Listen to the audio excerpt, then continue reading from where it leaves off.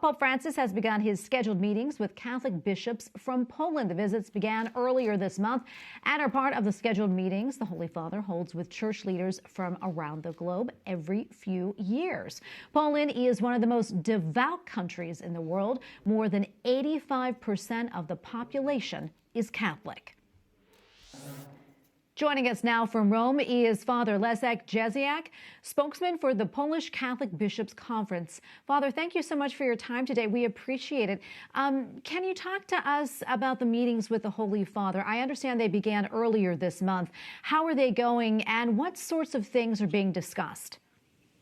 Thank you very much for the invitation. I'm very happy to be here in EWTN. It's true that we started 2 weeks ago the visit at Ad Limina, the Polish bishops, to Rome. And it's a very special time for the Polish Church. This time, Polish bishops came in 4 groups. Every week we receive one group of the bishops. So we have 4 weeks of very intensive time to work, to meeting with the different departments in the Vatican Curia, and also the audience to the Holy Father. That's very important for the Church in Poland also, because it's an opportunity for the bishops just to talk about the very actual and difficult problems which we have. And Father, can you tell us about the state of the Catholic Church in Poland? It seems the country is really one of those strongholds when it comes to the faith in Europe. The situation of our country is quite complicated. We have a period of secularization, very strong secularization in our people. One of the problems for the bishops, which is important now, is how to coming back to the sources of faith, how to give a new power to the faith of the people. We live in the situation of some tensions in the country, some political tensions, some social tensions. So the people very often, they ask how to live the gospel today and today reality. So I think that this kind of reflection is very important for the Polish Church, how to reconstruct the sources of the faith for the Church today. And before I let you go, Father, as you know, later this week we celebrate the feast of St. John Paul II. Can you tell us a little bit about his legacy and how he remains relevant in your country, of course, his native Poland?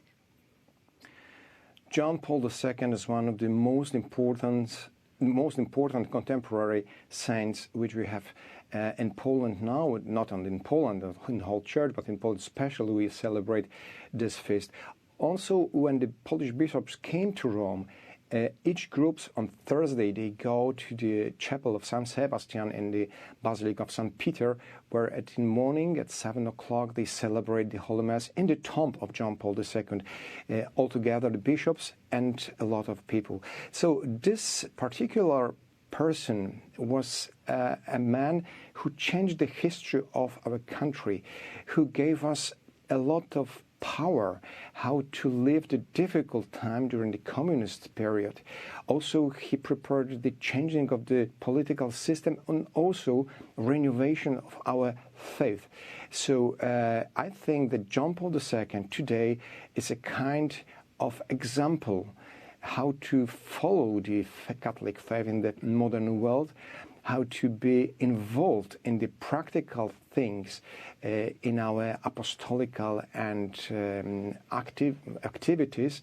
So I think that we can share with all the Catholics in the world that this very special saint, not only Polish saint, because the Pope is a member of the Universal Church, it's a patron for the contemporary time. Oh, Father, thank you so much for speaking to us about all of this. We appreciate your time. Father Leszek Gesiak, spokesman for the Polish Catholic Bishops' Conference. Thank you again. Thank you very much, Tracy. Thank you.